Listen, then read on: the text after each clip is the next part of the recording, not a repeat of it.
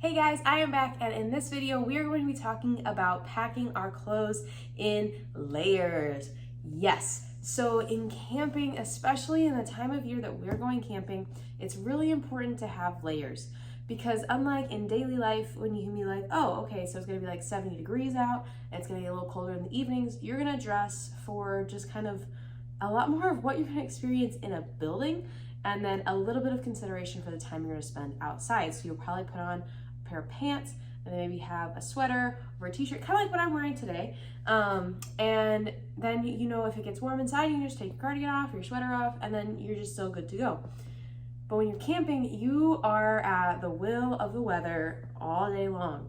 And so it's really important to make sure that you have layers, because there's gonna be parts of the day where you're gonna be like, man, I wish I was in shorts and a t-shirt.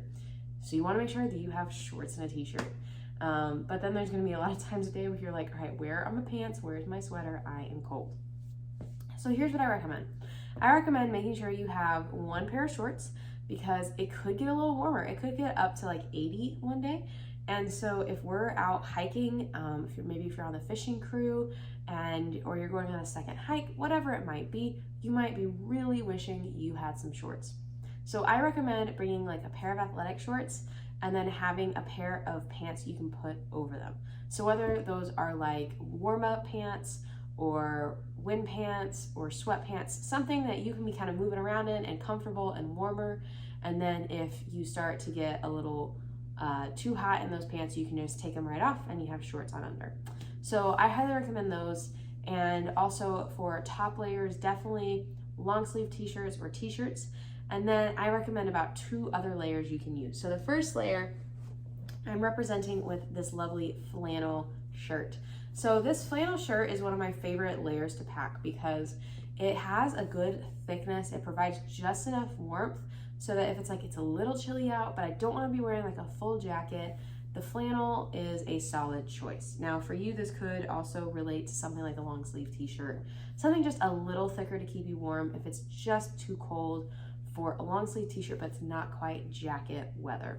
So a flannel, a light cardigan or sweater or a long sleeve tee, just something to be a little bit warmer, because in the mornings it's gonna be a little cold, a little brisk, but it's gonna warm up fast enough. So a flannel is a good layer to pack. And then you're really gonna wanna make sure that you bring something a little warmer. So this jacket is rated to be good in around up to 30-degree weather. So it's really warm. It's got a nice soft inside, kind of a windbreaker, waterproof outside, which is also good because you never know if it's gonna rain a little bit. But this is my cold weather jacket. So if it is like winter time and I'm going outside for a brief minute, I'm gonna put this on.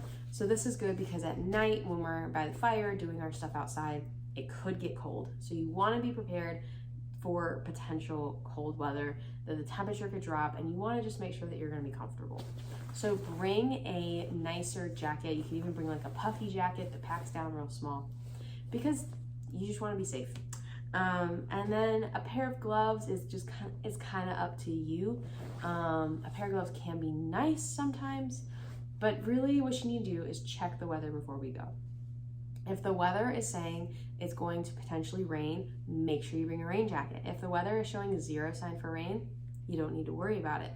And if it's saying it's gonna get really cold at night, make sure that you pack stuff knowing that you're gonna be not going to bed until closer to like 11 o'clock every night.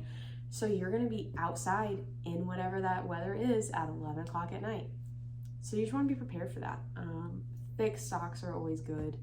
And the other thing I want you to know for packing is when it comes to your shoes.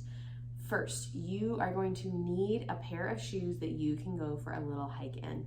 So you're gonna need closed-toed shoes, all right? So just a regular pair of tennis shoes, like I have on right now. These work. Just something that's got a bit of a thicker sole so that if you step on like a bigger rock or something, it's not gonna hurt your feet. But you also wanna have a pair of what we call camp shoes.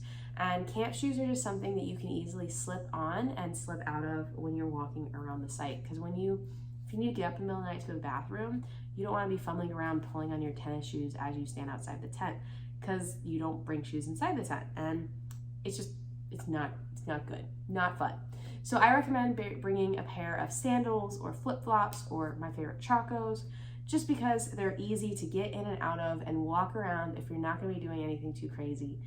So those are the only 2 pairs of shoes you need to bring with you, okay?